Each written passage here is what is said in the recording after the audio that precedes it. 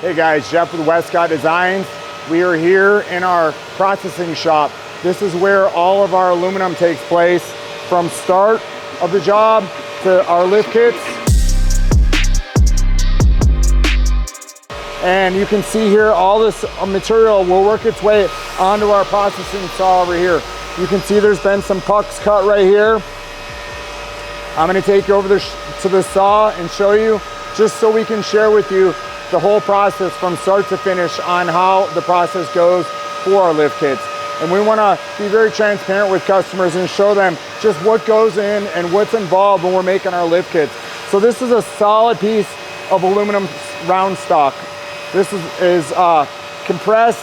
It's 6061 aluminum, and all these will end up being the lift kits for our product. So this automatically feeds its way into the machine. It's got clamping here. It's got a saw blade here. It's got another clamping system on the other side.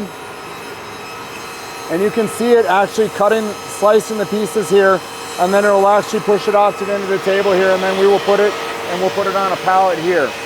We talked about how many lift kits we process a day. It's a lot. We process, in perspective, we process about 3,000 lift kits a month. And there's anywhere from 4 parts to 6 parts on these lift kits.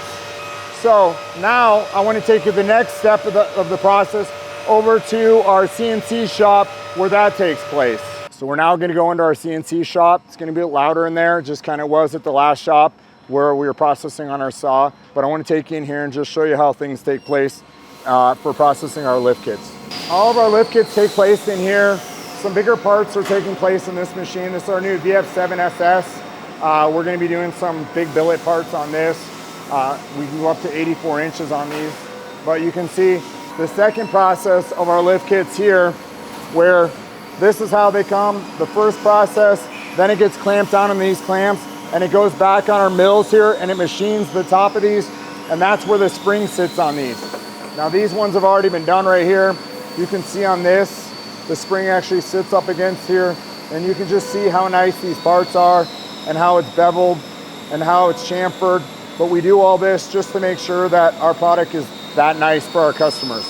This is our robot here, and basically our robot runs 24 hours a day, 5 days a week. This is for our rear lift spacers for this. And obviously you can see how slow it goes. We have it set up so it runs at the pace that what the machine takes to run each process. So it'll be ready to go when the door opens back up. You can see over here, this is op 2 again on another one of our mills. And this is cutting, again, the top spring seat where it sits on that. And we have 2 tables that we set up on both of these, and then another one across over there. And we run these things all day long. They'll run for 14, 15 hours, these will run for. And you can see here, there's our rear pucks. These are our rear pucks as well. And the reason is because we process so many of the rear pucks that we can't even just run the robot for that. We have to take another machine and run both machines back to back to do so. These ones all just came back from anodized this morning. So we'll inspect them. Sometimes they'll go back to anodized because the anodizing is not exactly how we want it. Sometimes they might have a small nick in them where something bumped it, and so we will not accept it and it will not go through to a customer. But these all came back this morning.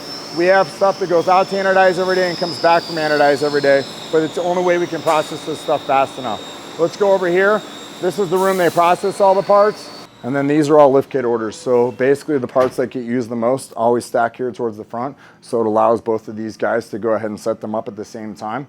And then the parts that are not used as much get stacked in the back. But those are ones we might only do, 10 to 20 kits a day, where all this stuff is, a couple hundred kits a day.